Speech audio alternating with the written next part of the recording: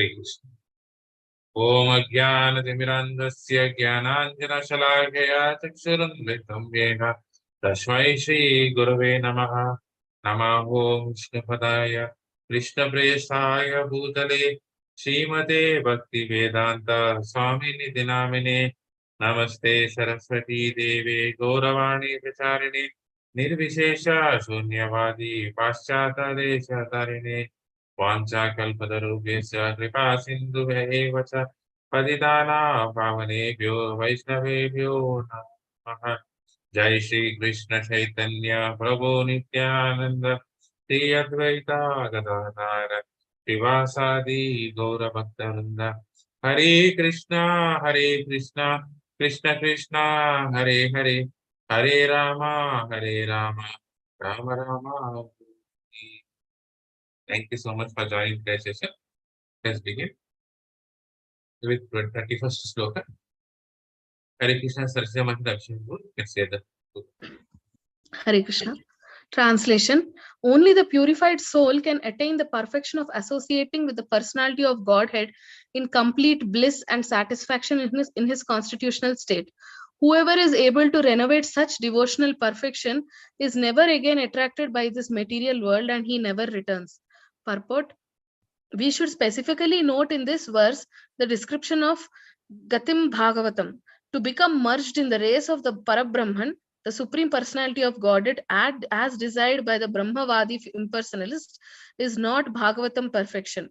The Bhagavatas never accept merging in the impersonal race of the Lord, but always aspire after personal association with the Supreme Lord in one of the Vaikuntha spiritual planets in the spiritual sky. The whole of the spiritual sky, of which the total number of material skies is only an insignificant part, is full of unlimited numbers of Vaikuntha planets. The destination of the devotee, the Bhagavata, is to enter into one of the Vaikuntha planets in each of which the personality of Godhead, in his unlimited personal expansions, enjoys himself in the association of unlimited numbers of pure devotee associates. The conditioned souls in the material world, after gaining emancipation by devotional service, are promoted to these planets. But the number of ever liberated souls is far, far greater than the number of conditioned souls in the material world. And the ever liberated souls in the Vaikuntha planets never care to visit this miserable material world. Hare Krishna. He got some call, so suddenly he went to you can continue. Okay. The impersonalists who aspire to merge in the impersonal Brahmajyoti effulgence of the Supreme Lord, but have no conception of loving devotional service to him in his personal form in the spiritual manifestation, may be compared to certain species of fish who, being born in the rivers and rivulets, migrate to the great ocean. They cannot stay in the ocean indefinitely, for their urge for sense gratification brings them back to the rivers and streams to spawn. Similarly, when the materialist becomes frustrated in his attempts to enjoy himself in the limited material world, he may seek impersonal liberation by merging either with the causal ocean, or with the impersonal Brahmajyoti effulgence. However, as neither the causal ocean or the impersonal Brahmajyoti effulgence affords any superior substitute for association and engagement of the senses, the impersonalist will fall again into the limited material world to become entangled once more in the wheel of births and deaths, drawn on by the inextinguishable desire for sensual engagement. But any devotee who enters the kingdom of God by transcendental engagement of his senses in devotional service, and who associates with the liberated souls and the personality of Godhead there, will never be attracted to the limited surroundings of the material world. Hare Krishna. Hare Krishna Jagannath Prabhu. You can read the next paragraph. Hare Krishna. In the Bhagavad Gita 8.15, also the same is confirmed, as the Lord says, the great Mahatmas or Bhakti Yogis, after attaining my association, never come back to this material world, which is full of miseries and diseases, non-permanent. The highest perfection of life, therefore, is to attain his association and nothing else. The Bhakti Yogi, being completely engaged in the Lord's service, has attraction for any other process of liberation like jnana or yoga.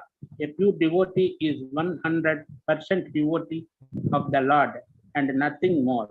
We should further note in this verse the two words Shantam and Anandam, which denote that devotional services, the service of the Lord, can really bestow upon the devotee two important benedictions, namely peace and satisfaction. The impersonalist is desirous of becoming one with the Supreme, or in other words, he wants to become the Supreme. This is a myth only. The mystic yogis become encumbered by various mystic powers, and so have neither peace nor satisfaction. So neither the impersonalist nor the yogi can have the real and satisfaction.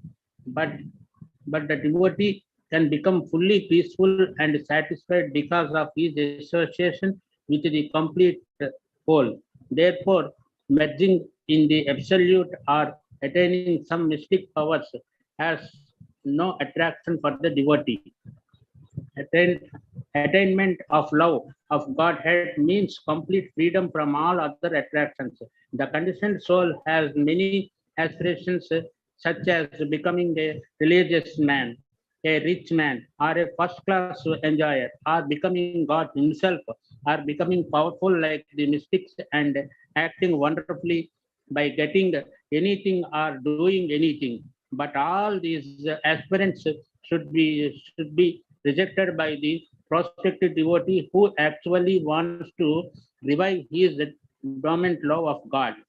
The impure devotee aspires after all the above mentioned material things by perfection of devotion, but pure devotee has none of the tinges of the above contaminations, which are the influence of material desires, impersonal speculations, and attainment of mystic powers. One can attain stage of love of God by pure devotional services or by a learned labor of love for the sake of devotees' lovable object, the personality of Godhead. To more clear, if one wants to attain the stage of love, a love of Godhead, he must give up all desires for material enjoyment.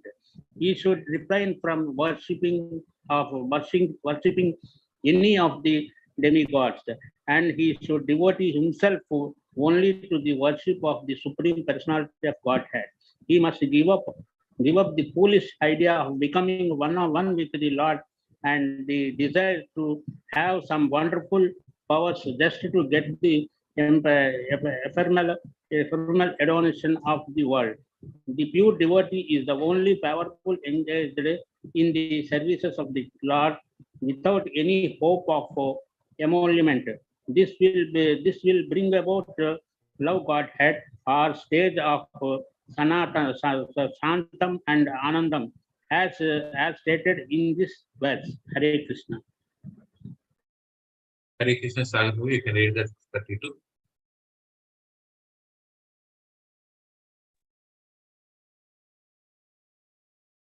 Text 52, translation.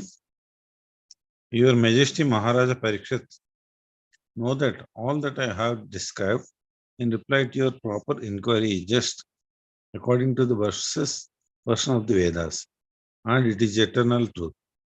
This was described personally by Lord Krishna unto Brahma, with whom the Lord was satisfied upon being properly worshipped. Purport. The two different ways of reaching the spiritual sky and thereby getting emancipation from all material bondage, namely either the direct process of reaching the kingdom of God or the gradual process through the other higher planets of the universe are set forth exactly according to the version of the Vedas.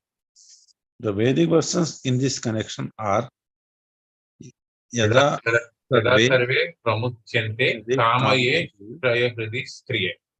Ata Patyo Amruta Bhavati तत्र ब्रह्म संस्नुते ब्रह्म बृहदारण्यके उपनिषत् And they Rachir Abhisambhavanti Brahad Aranyaka Upanishad. Those who are free from all material desires, which are diseases of the heart, are able to conquer death and enter kingdom of God through the archi-planet. These Vedic versions corroborate the version of the Srimad Bhagavatam, and the latter is further confirmed by Sukadeva Goswami, who affirms that the truth was disclosed by Supreme Personality of Godhead, Lord Sri Krishna, Vasudeva to Brahma, the first authority on the Vedas. The disciplic succession holds that the Vedas are uttered by Lord Krishna to Brahma, by Brahma to Narada, by Narada to Vyasadeva, and then by Vyasadeva to Sukadeva Goswami, and so on. So there is no difference between the versions of all the authorities. The truth is eternal, and as such, there cannot be any new opinion about the truth. That is the way of knowledge, knowing the knowledge contained in the Vedas. It is not a thing to be understood by one's erudite scholarship or by fashionable interpretations of mundane scholars. There is nothing to be added and nothing to be subtracted, because the truth is truth. One has to accept, after all, some authority. The modern scientists are also authorities for the common man for some scientific truths. The common man follows the versions of the scientists. This means that the common man follows the authority. The Vedic knowledge is also received in this way. The common man cannot argue about what is beyond the sky or beyond the universe. He must accept the version of the Vedas as they are understood by authorized disciplic succession. In the Bhagavad Gita also, the same process of understanding the Gita is stated in the 4th chapter. If one does not follow the authoritative version of the Acharyas, he will vainly search for the truth mentioned in the Vedas. Hare Krishna. Hare Krishna, Swapnamati, you can read the first prayer. Hare Krishna Prabhuji. Text 33 translation.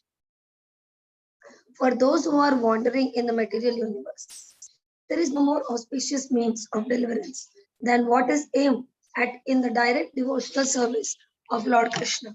Purpose. As will be clarified in the next verse, devotional service or direct bhakti yoga is the only absolute and auspicious means of deliverance from the grip of the material existence. There are many indirect methods for deliverance from the clutches of the material existence, but none of them is as easy and auspicious as bhakti yoga. The means of jnana and yoga and other allied disciplines are not independent in delivering a performer. Such activities help us want to reach the stage of Bhakti Yoga. one second, Prabhuji.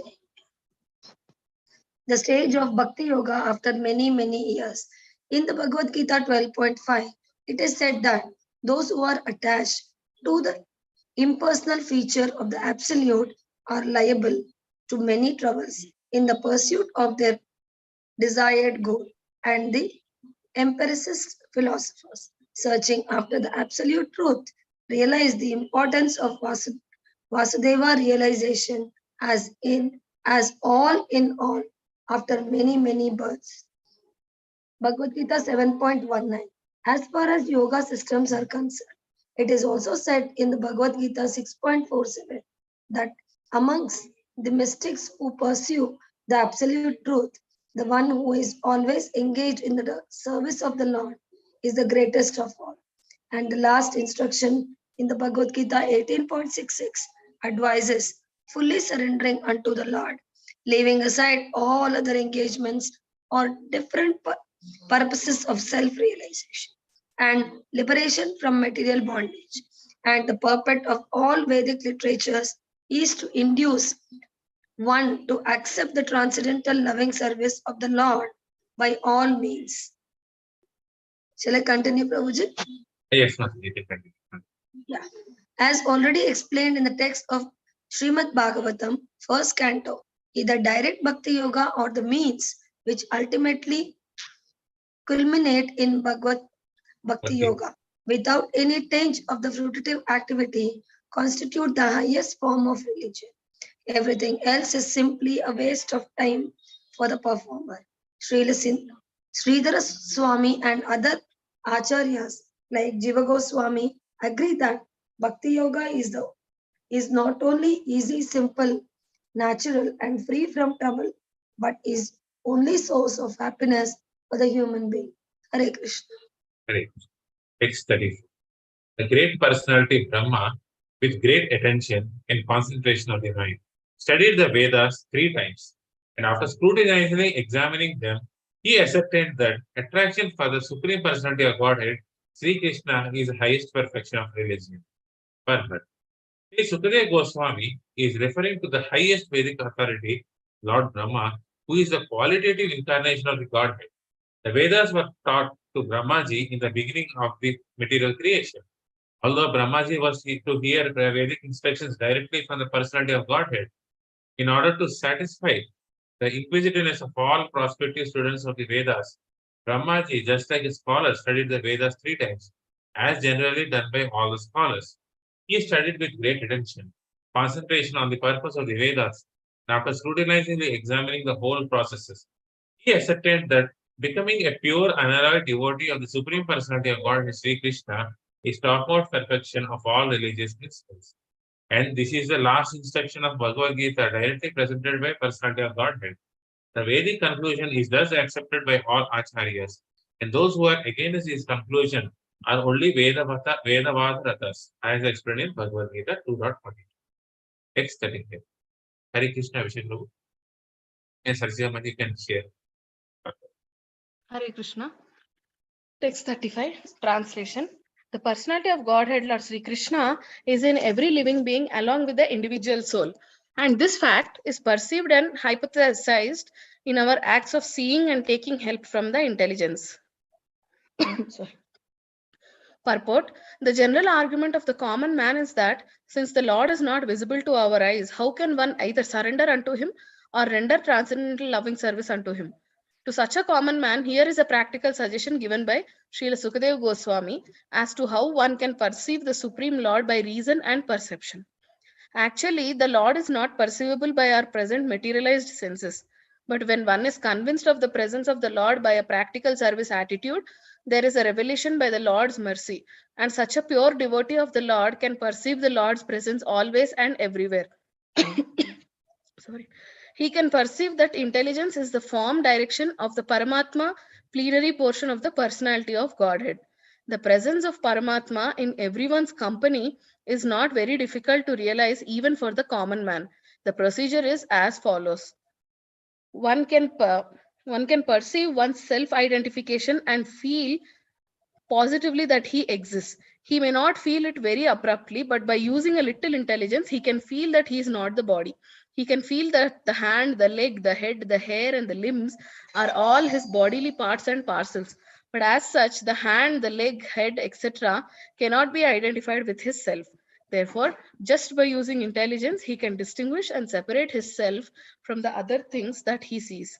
So the natural conclusion is that the living being, either man or beast, is the seer, and he sees besides himself all other things.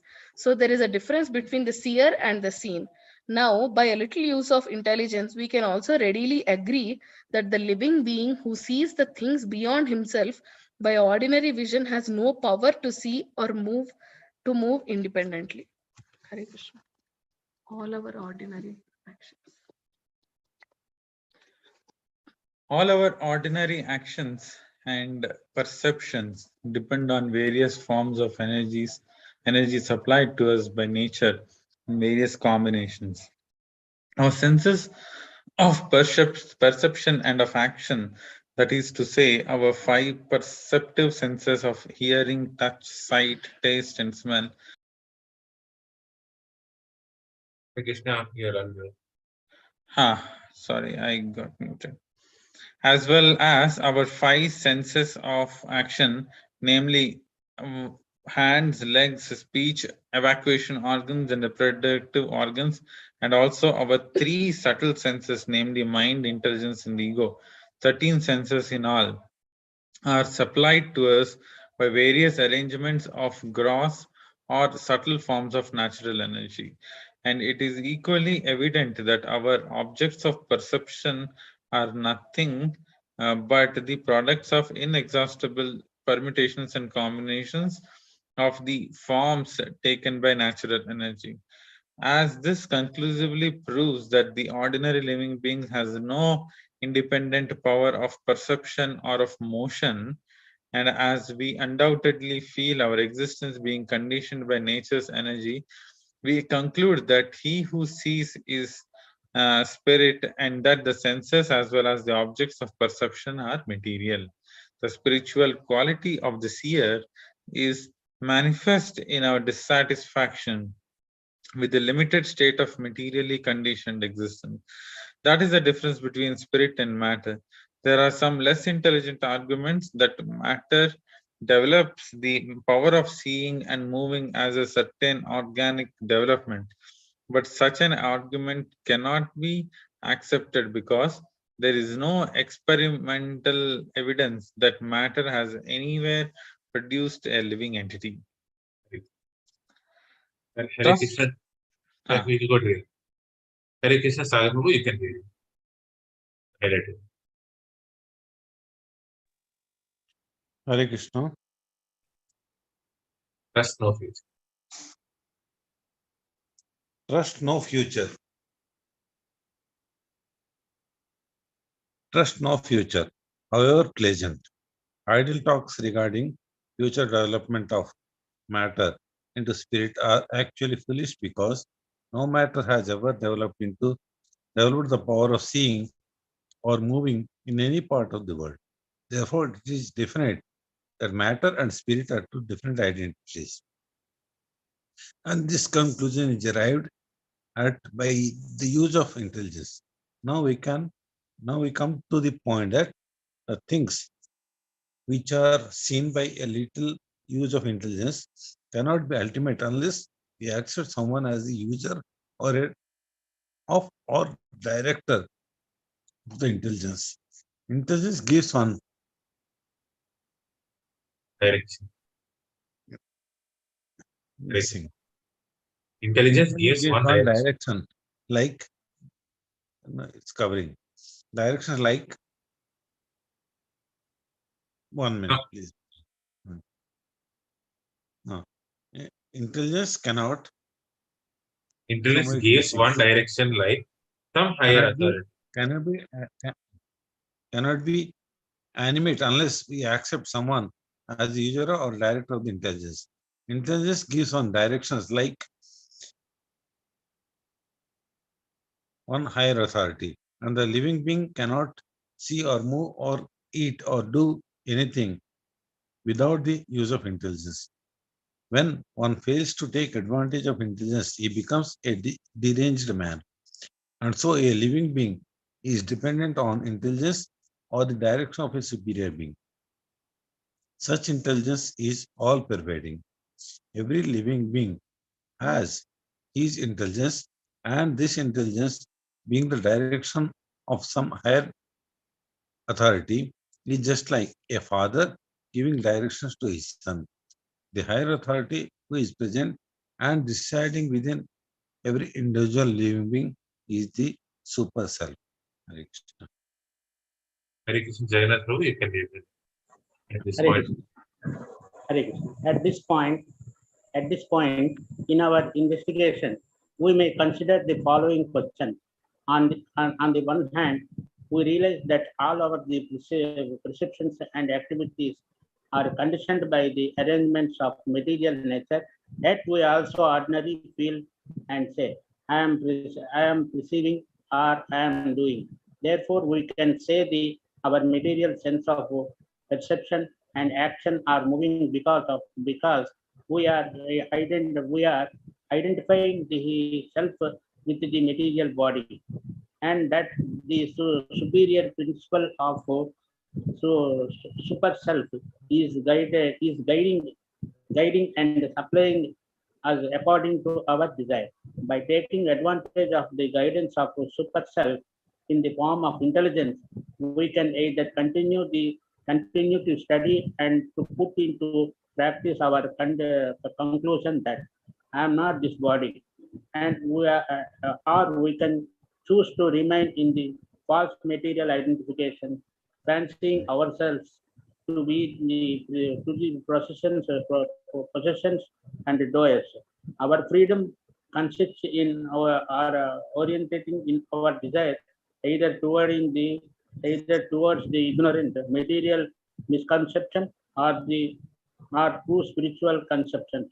We can easily attain to the true spiritual conceptions by recognizing the super self, Paramatma, to be our friend and guide, and by debating our intelligence with the superior intelligence of Paramatma.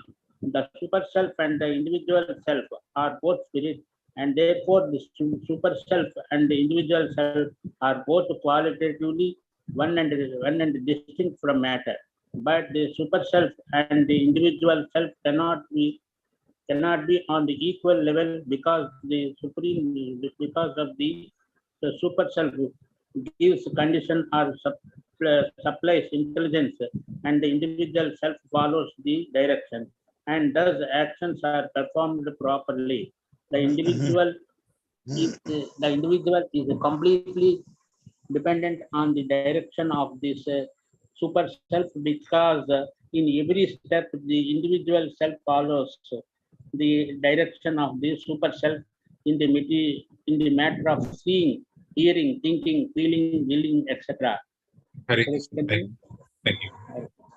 Hare Krishna, Swapna Mati, you can read the last paragraph. Yes, Prabhuji. So far as common sense is concerned, we come to the conclusion that there are three identities, namely matter, spirit, and super spirit. Now, if we go to the Bhagavad Gita or the Vedic intelligence, we can further understand that all three identities, namely matter, individual spirit, and the super spirit, are all dependent on the Supreme Personality of Godhead. This super self is a partial representation or plenary portion of the Supreme Personality of Godhead. The Bhagavad Gita affirms that the Supreme Personality of Godhead dominates all over the material world by his partial representation only. God is great, and he cannot be simply an order supplier of the individual selves. Therefore, the super self cannot be a full representation of the supreme self, Purushottama, the absolute personality of Godhead. Realization of the super self by the individual self is the beginning of self-realization, and by the progress of such self-realization, one is able to realize the supreme personality of Godhead by intelligence, by the help of authorized scriptures, and principally by the grace of the Lord. The Bhagavad Gita is the preliminary conception of the personality of Godhead. Sri Krishna and Srimad Bhagavatam is the further explanation of the science of Godhead. So if we stick to our determination and pray for the mercy of the director of intelligence sitting within the same bodily tree, like a bird sitting within another bird, as explained in the Upanishads, certainly the purport of the revealed information in the Vedas become clear to our vision, and there is no difficulty in realizing the supreme personality of Godhead, Vasudeva, the intelligent man. Therefore, after many births of such use of intelligence, surrenders himself at the lotus feet of Vasudeva, as confirmed by the Bhagavad Gita 7.19. Hare Krishna. That is, O King, it is therefore essential that every human being hear about, glorify, and remember the Supreme Lord, the personality of Godhead, always and everywhere. Perfect. See, the Sukadeva Goswami begins this verse with the word tasmat or therefore, because in the previous verse he has already explained that there is no auspicious means for salvation other than the sublime process of Bhakti Yoga. The Bhakti Yoga process is practiced by the devotees in different methods like hearing, chanting, remembering, serving the lotus feet of the Lord, worshipping, praying, rendering service in love, becoming friendly, and offering all that one may possess. All 9 methods are qualified methods, and either all of them, some of them, or even one of them can bring about the desired result for the sincere devotee. But out of all the 9 different methods, the first one, namely hearing, is the most important function in the process of Bhakti Yoga. Without hearing sufficiently and properly, no one can make any progress by any of the methods of practice. And for hearing only, all the Vedic literatures are there compiled by the authorized persons like Vyasadeva, who is a powerful incarnation of the Godhead. And since it has been accepted that the Lord is the super soul of everything, he should therefore be heard and glorified everywhere and always. That is the special duty of human being. When the human beings gives up the process of hearing about the all-pervading personality of Godhead, he becomes victim to hearing rubbish transmitted by man-made machines. Machinery is not bad, but because there through the machine one can take advantage of hearing about the Lord. But because machinery is used for ulterior purpose, it is creating rapid degradation in the standard of human civilization. It is said here that it is incumbent upon the human beings to hear because the scriptures like Bhagavad Gita and Srimad Bhagavatam are made for that purpose. Living beings other than human beings have no ability to hear such Vedic literatures. If human society gives itself to the purpose of the hearing of the Vedic literature, it will not become a victim to the impious sound vibrations by impious men who degrade the standards of the total society. Hearing is solidified by the process of chanting. One who has perfectly heard from the perfect source becomes convinced about the all-pervading personality of Godhead and thus becomes enthusiastic in glorifying the Lord. All the great acharyas like Ramanuja, Madhava, Chaitanya, Saraswati Thakura, or even in other countries, Muhammad, Christ, and others have all extensively glorified the Lord by chanting always in every place. Because the Lord is all pervading, it is essential to glorify Him always and everywhere. The process of glorifying the Lord, there should be no restriction of time and place. This is called Sanatana Dharma or Bhagavad Dharma. Sanatana means eternal, always and everywhere. Bhagavata means pertaining to Bhagwan, the Lord. The Lord is a master of all time and all space, and therefore the Lord's holy name must be heard, glorified, and remembered everywhere in the world. That will bring about the desired peace and prosperity so eagerly awaited by the people of the world. The word cha includes all the remaining process of the methods of Bhakti Yoga as mentioned above. Hare Krishna, Abhishek Prabhu, you can read that last translation. Hare Krishna. Translation. Those who drink through oral reception, fully filled with the nectarian message of Lord Krishna, the beloved of the devotees, purify the polluted aim of life known as material enjoyment and thus go back to Godhead, to the lotus feet of Him, the personality of Godhead. Purport. The sufferings of human society are due to a polluted aim of life, namely lording it over the material resources. The more human society engages in the exploitation of undeveloped material resources for sense gratification, the more it will be entrapped by the illusory material energy of the Lord, and thus the distress of the world will be intensified instead of diminished. The human necessities of life are fully supplied by the Lord in the shape of food, grains, milk, fruit, wood, stone, sugar, silk, jewels, cotton, salt, water, vegetables, etc., in sufficient quantity to feed and care for the human race of the world, as well as the living beings on each and every planet within the universe. The supply source is complete, and only a little energy by the human being is required to get his necessities into proper channel. There is no need of machines and tools or huge steel plants for artificially creating comforts of life. Life is never made comfortable by artificial needs, but by plain living and high thinking. The highest perfectional thinking for human society is suggested here by Sukadev Goswami, namely sufficiently hearing Srimad Bhagavatam. For men in this age of Kali, when they have lost the perfect vision of life, this Srimad Bhagavatam is the torchlight by which to see the real path. Srila Jiva Goswami Prabhupada has commented on the Kathamritam mentioned in this verse and has indicated Srimad Bhagavatam to be the nectarian message of the personality of Godhead. By sufficient hearing of Srimad Bhagavatam, the polluted aim of life, namely lording it over matter, will subside, and the people in general in all parts of the world will be able to live a peaceful life of knowledge and bliss. For a pure, for a pure devotee. For a pure devotee of the Lord, any topics in relation with his name, fame, quality, entourage, etc. are all pleasing, and because such topics have been approved by great devotees like Narada, Hanuman, Nanda Maharaj, and other inhabitants of Vrindavan, certainly such messages are transcendental and pleasing to the heart and soul. And by the constant hearing of the messages of the Bhagavad Gita and later of Srimad Bhagavatam, one is assured herein by Srila Sukadev Goswami that he will reach the personality of Godhead and render him transcendental loving service in the spiritual planet of the name Goloka Vrindavan, which resembles a huge lotus flower.